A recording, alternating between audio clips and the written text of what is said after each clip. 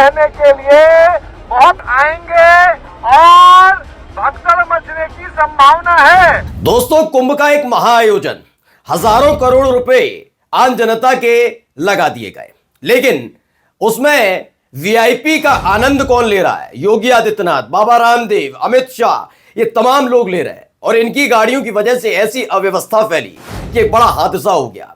लेकिन आप जानते हैं उस हादसे के बीच उत्तर प्रदेश के मुखिया क्या कर रहे थे?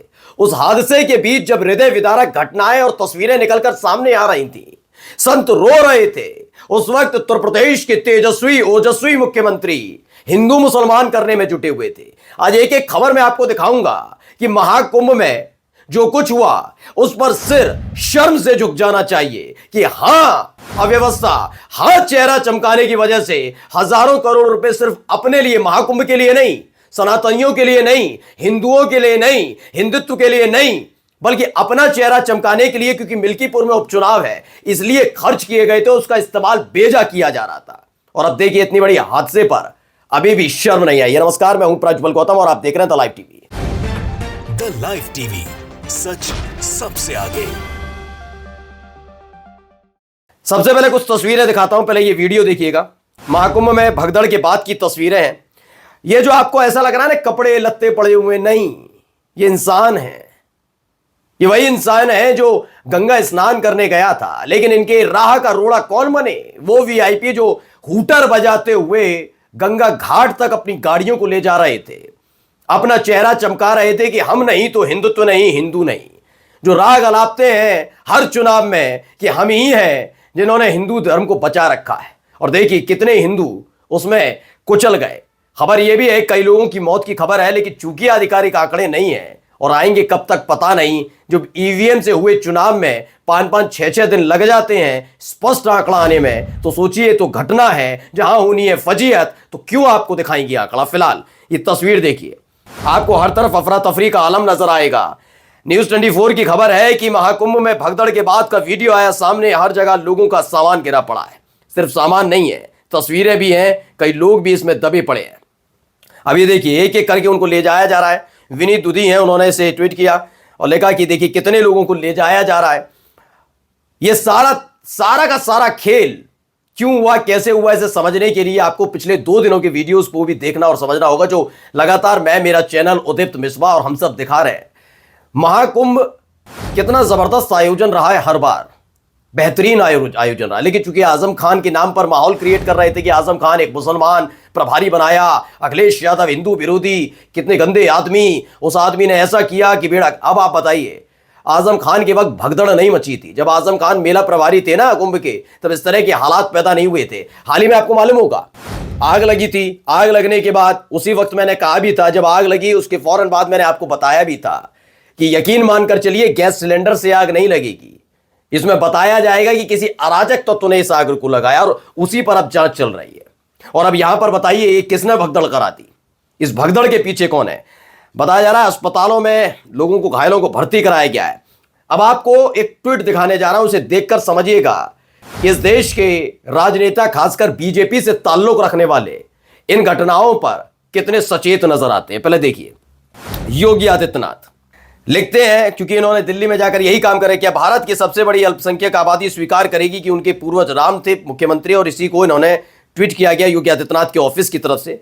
क्या भारत की सबसे बड़ी अल्पसंख्यक आबादी यानी मुसलमान, सब जानते हैं क्योंकि भारत लिखा है तो अल्पसंख्यक आबादी मुसलमान है, स्वीकार करेगी कि उनके पूर्वज राम थे? मुख्यमंत्री श्री योगी आदित्यनाथ जी महाराज, आप मुसलमानों को उनके पूर्वज बाद में बताइए, पहले आप अपनी सरपरस्ती में होने वाले महाकुंभ में मरने वाले लोग या फिर जो घायल हुए हैं उनकी आंखों में आंखें डालकर जरा ये बताइए यह व्यवस्था कैसे फैली। आपको याद होगा अभी योगी आदित्यनाथ गए थे। इस देश की मीडिया पर भरोसा मत करिएगा, अभी भी इतनी बड़ी घटना के बाद महाकुंभ में सब चंगासी, कोई फर्क नहीं है। और गलती किसकी है? नो, प्रशासन की नहीं है, पुलिस की बिल्कुल नहीं। योगी आदित्यनाथ कहां से आ गए? अमित शाह गए तो क्या हो गया, रामदेव आ गए तो क्या, मंत्री संतरी के चाचा फूफा और दूर के रिश्तेदार जाकर माता कर, गलती सारी इन्हीं भीड़ की होती है, लोगों की होती है। क्यों पहुंच गए? हां, चुनाव के दौरान आइए, इनको वोट दीजिए। याद है मोरबी हादसा गुजरात का? याद होगा जब पुल था वो गिर जाता है, उसमें नदी में बह जाते हैं लोग, कितने लोगों की मौत हुई थी। तब भी गुजरात में प्रचार नहीं रोका ना नरेंद्र मोदी ने। और क्या किया जा रहा था मीडिया की तरफ से? सुधीर चौधरी जैसे लोग बता रहे थे गलती किसी की है ही नहीं, गलती भीड़ की थी, वो पुल पे क्यों चढ़ गए। अब यही बताया जा रहा है, आप जाकर देख लीजिएगा, प्रशासन से लेकर इस देश की मीडिया यही बता रही है गलती किसी की नहीं, इस भीड़ की है, ये पहुंचे क्यों उतनी तादाद में। बिल्कुल सही है, अब आपको आईना दिखाया जा रहा है। इस देश की जनता को अभी से समझ जाना चाहिए, आप वोट बैंक से कम नहीं है, कुछ नहीं इससे ज्यादा, आप वोट बैंक है। आप धर्म चाहे कोई हो, कम से कम इस मुल्क के अंदर मुसलमानों के लिए एक क्लियर लाइन तो खींच दी गई है कि उन्हीं के आधार पर वोट मांगते हैं। लेकिन हिंदुओं का क्या, जो अपने आप को बताते हैं कि बीजेपी है तो हिंदुत्व है, देख लीजिए ये लोग कर क्या रहे हैं। जब ऐसे वक्त में संवेदना व्यक्त नहीं करनी चाहिए बल्कि सख्ती दिखानी चाहिए। असली मुख्यमंत्री अगर मुख्यमंत्री हैं तो पहुंचना चाहिए प्रयागराज और एक एक चीज पर नजर रखनी चाहिए। लेकिन नहीं, अभी झंडा बुलंद किया जा रहा है दिल्ली में, वहां हिंदू मुसलमान करेंगे, उसके बाद ही तो परचम लहरेगा। आगे देखिए खबर क्या है, द न्यूज एयर की खबर है, मौनी अमावस्या, महाकुंभ 2025 में भगदड़, योगी सरकार पर फूटा साधुओं का गुस्सा, आर्मी के हवाले कर दो मिला। यह मांग उठने लगी है कि योगी आदित्यनाथ की पुलिस, उनका प्रशासन कुछ नहीं कर सकता, योगी आदित्यनाथ कुछ नहीं कर सकते। ये अव्यवस्था के पीछे कुछ और नहीं, सरकार है। देखिए इन्होंने लिखा, क्या लिखा है पढ़कर बताता हूं।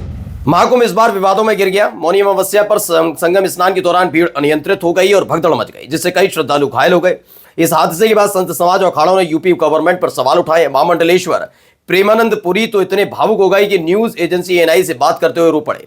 उन्होंने सीधा सीधा सरकार पर निशाना साधते हुए कहा कि हम पहले ही कह चुके थे कि इस मेले को आर्मी यानी सेना के हवाले कर दिया जाए, इतनी भीड़ को पुलिस संभाल ही नहीं सकती। लेकिन नहीं माने।